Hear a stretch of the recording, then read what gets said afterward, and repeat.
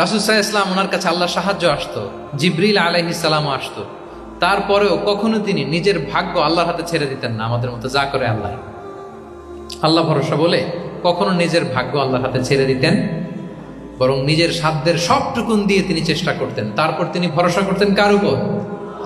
আপনি হিজরতের ঘটনাটা দেখেন।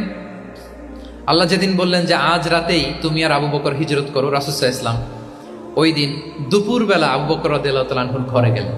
তিনি কখনো দুপুরবেলা বেরোন না, তিনি কখনো মাস্ক পরে বেরোতেন না।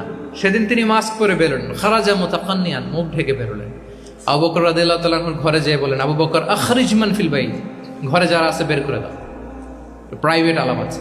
আবু বকর রাদিয়াল্লাহু তাআলা আনহু বললেন, ইয়া রাসূলুল্লাহ, আসমা আর আয়েশা একজন তো আপনার পরিবার আর একজন তার বোন, আমরাই তো, বলেন।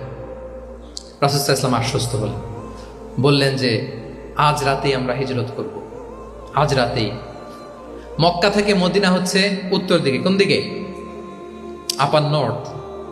তিনি মক্কা থেকে মদিনায় হিজরত করবেন উত্তরে, কিন্তু তিনি বের হলেন দক্ষিণ দিক দিয়ে, শত্রুর চোখে ধুলি দেওয়ার জন্য। দেখেন, দিনের বেলা বেরোলেন না, রাতে বেরোলেন। দেখেন, একটার পর একটা প্রিকশন।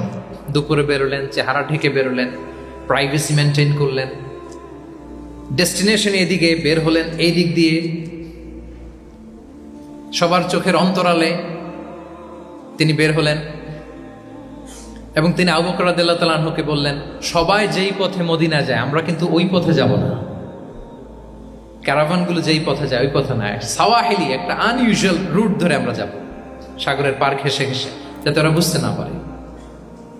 এই জন্য আবু বকর রাদিয়াল্লাহু তাআলা আনহু একজনকে ভাড়া করলেন, আব্দুল্লাহ ইবনে উরাইকিত নামে, যে আনইউজুয়াল রাউটটা চিনে, যে সাগরের পাশ ঘেঁষে চলে যাওয়া পথ দিয়ে মক্কা থেকে রাসূল সাল্লাল্লাহু আলাইহি ওয়াসাল্লামকে মদিনায় পৌঁছায়।